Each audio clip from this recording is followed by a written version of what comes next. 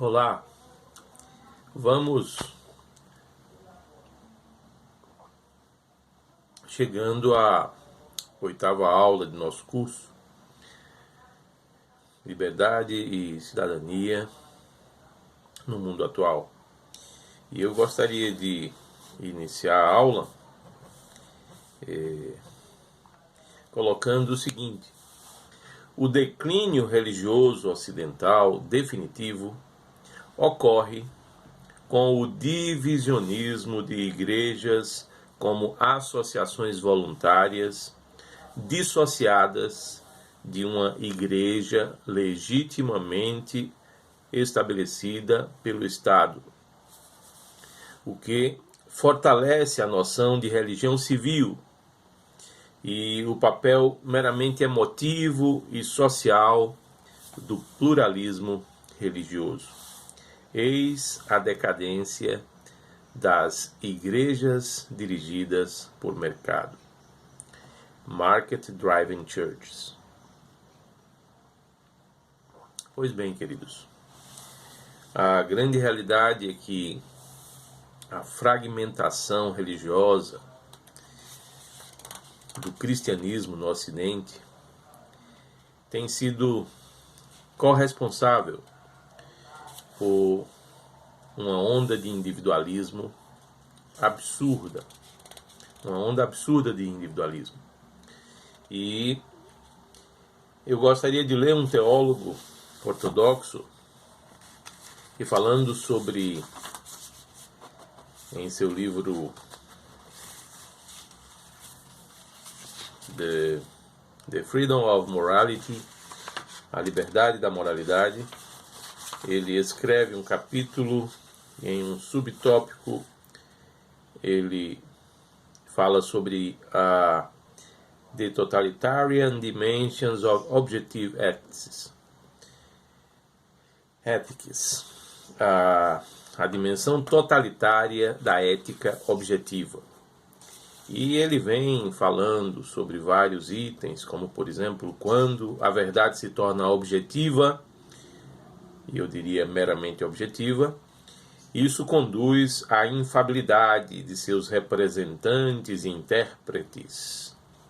Daí surgirem as inquisições baseadas em um dogma compreendido como realidade objetiva, meramente objetiva. O dogma não é uma realidade espiritual, mas ele se torna sua própria formulação objetiva. E é então que o autor diz o seguinte: nossa vida em conjunto está sendo neutralizada e vivemos apenas a coexistência de indivíduos anônimos. Coexistimos como indivíduos anônimos, vivendo em paralelo e sem contato. Isso, para o autor, é a origem de todo o problema, porque a verdade não vai acontecendo, mas ela se torna um sistema objetivo, se possível até com aura de cientificidade, que é imposto. A grande verdade, o grande ponto é o quão falsas são as soluções determinativas, porque essas soluções são impostas. O quão falsas são as soluções impostas, que uma política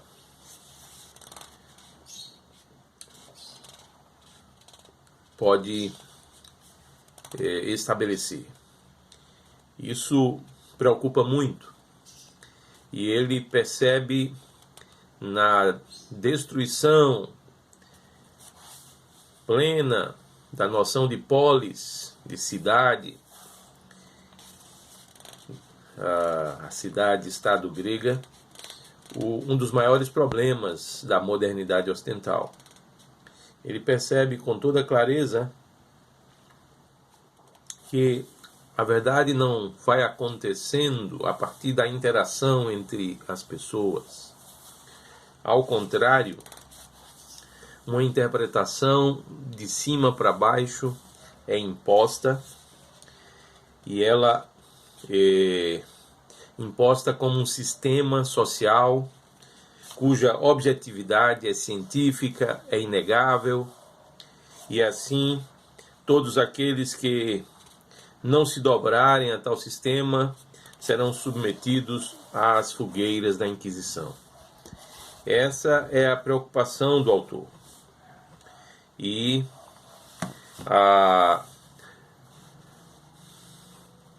por outro lado, o triunfo da subjetividade, que ocasiona o pluralismo religioso, onde cada igreja se torna uma associação voluntária, uma decisão de cada indivíduo de formar um grupo, de participar desse e depois daquele outro grupo e depois daquele outro, porque discorda do anterior e vai para um segundo, um terceiro e assim sucessivamente.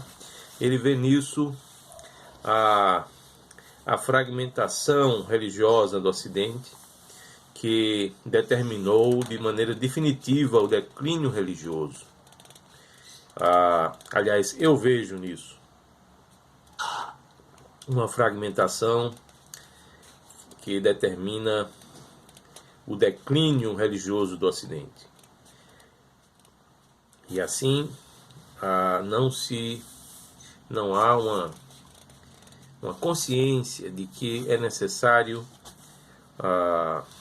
associar-se não por voluntariedade, não como uma opção individual, mas é necessário associar-se a uma igreja legitimamente estabelecida pelo Estado, por um Estado que compreenda verdadeiramente, conviva com uma igreja cujo pensamento não submete a pessoa humana, a hipóstase humana, à natureza. A natureza humana ou a natureza não pode reduzir a pessoa humana. É precisamente essa compreensão ou noção de pessoa humana que a igreja no Oriente ortodoxo, no catolicismo que não é romano, mas é ortodoxo, tem assumido, tem defendido a duras penas. Não existe nenhuma associação, nenhuma grupo, nenhuma natureza capaz de reduzir a pessoa humana, a hipóstase humana. Essa foi a tentativa do nazismo, essa foi a tentativa do fascismo, impor uma sociedade às pessoas humanas, um sistema social. Essa foi a falácia dentro da qual incorreu o Concílio Vaticano II, quando, inclusive, estimulou a construção de uma comunidade internacional.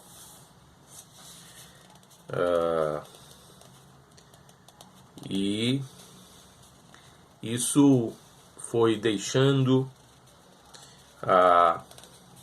aberta a possibilidade de uma noção de natureza humana que reduz os indivíduos. E assim, meus queridos, é como se todos vivessem engolindo a ideologia do filme Tropa de Elite. cujas ideias de Michel Foucault encontram-se subjacentes. Naquele filme, ninguém pode lutar contra o sistema. Todos precisam adequar-se ao sistema. E não há solução. O indivíduo nem consegue escapar do sistema e dentro dele não há outra forma de viver. Não é possível mudá-lo. Essa perspectiva reduz o indivíduo à natureza, a um sistema social, a uma comunidade internacional. Essa é a ideologia da besta do Apocalipse. Deixar a pessoa humana, convencer a pessoa humana de sua impotência perante o sistema. E assim a pessoa humana se torna redutível, enquanto que a antropologia dos santos padres do Oriente cristão ortodoxo sempre resguardou a irredutibilidade da hipóstase humana, da pessoa humana, que faz com que não haja uma natureza por sobre as pessoas da Trindade. Mas as pessoas da Trindade estão por sobre, cada qual por sobre a natureza una que as consubstancia. A grande verdade é que a pessoa de Cristo, a hipóstase de Cristo, a pessoa única de Cristo, está por sobre as duas naturezas que nele coexistem, a natureza humana e a natureza divina. Assim, sempre a noção de pessoa é aquilo que aparece como irredutível em relação à noção de natureza. E é por isso que o Oriente Cristão Ortodoxo defende que a pessoa humana, a hipóstase humana, ela não pode ser reduzida a uma natureza humana ou a uma natureza ecológica. O homem não fica preso nas teias de uma aranha. O homem não submete às águas, mesmo que a imensidão das águas do oceano. O homem foi posto por Deus como pessoa, criado à sua imagem e semelhança, do Deus pessoal. O homem é um ser pessoal, capaz de submeter toda a natureza, sem destruí-la, dela cuidando, mas o que mais importa é que ele não seja compreendido como um prisioneiro da vida, um prisioneiro da natureza. Por mais que esteja dentro da natureza, o homem está além dela. Ele é um ser em, mais um ser além de. Eis o nous humano, a verdadeira compreensão da alma humana passa por essa noção de hipóstases. Pessoa humana no sentido de um ser noético que está dentro da natureza, mas ao mesmo tempo além dela. E, portanto, nada nesse mundo, nenhum sistema social, político, ideológico, nem mesmo a natureza, o verde imposto e determinante em nossos dias, pode reduzir a pessoa humana. Eis a noção que serve como base para toda e qualquer definição